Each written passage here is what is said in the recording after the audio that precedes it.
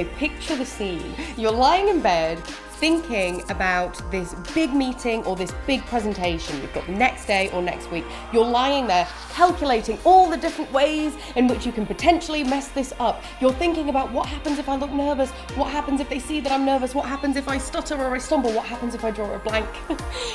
When I first started public speaking, so like way back, about 10 years ago now, before my first ever event, I would lie in bed and torment myself, and I really mean like torment myself, obsessing about how horrible it was going to be, about how awful it was going to go.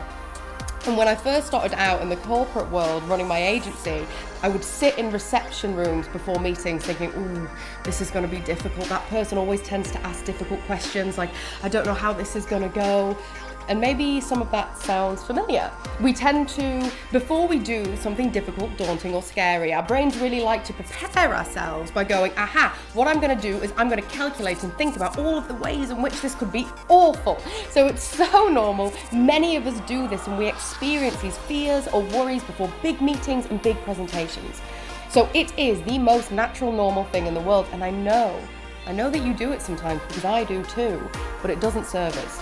So I'm going to walk you through a powerful framework now called the TFAR framework that can be a really, really, really simple and powerful way that we can start to overcome this. So what this framework is maybe get a pen and paper and write this down. So the T stands for thoughts. Our thoughts impact F, our feelings. Our feelings impact A, our actions. And our actions impact R, our results, TFAR. So if we think about this in the real world in practical terms, you're about to do a big meeting, big presentation, and you're scared, and that's okay. And so you're sitting there in the reception room or in your car or on the train or on the way there or before you dial into the Zoom, whatever it is, and your brain is going, okay, this might be bad.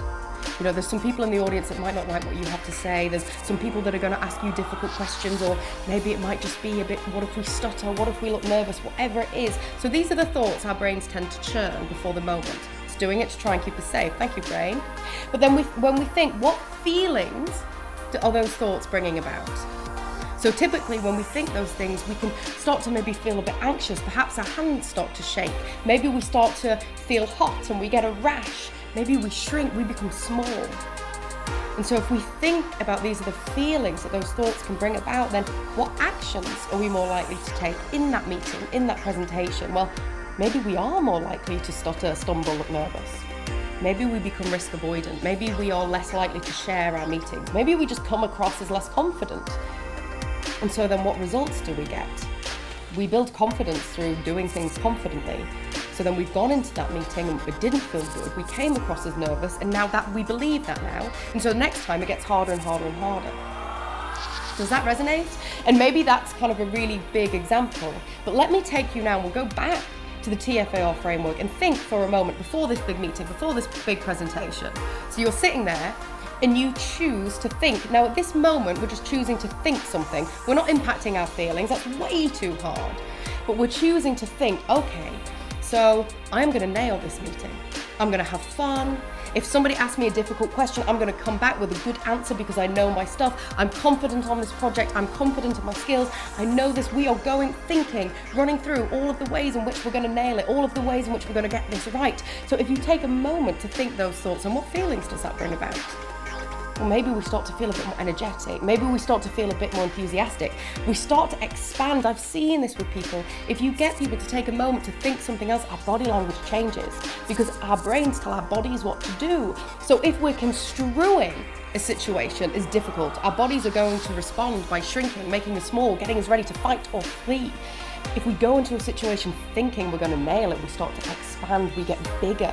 Those are the feelings we start to generate. And when we go into a meeting with those feelings, it comes across. This confidence stuff, it's subtle.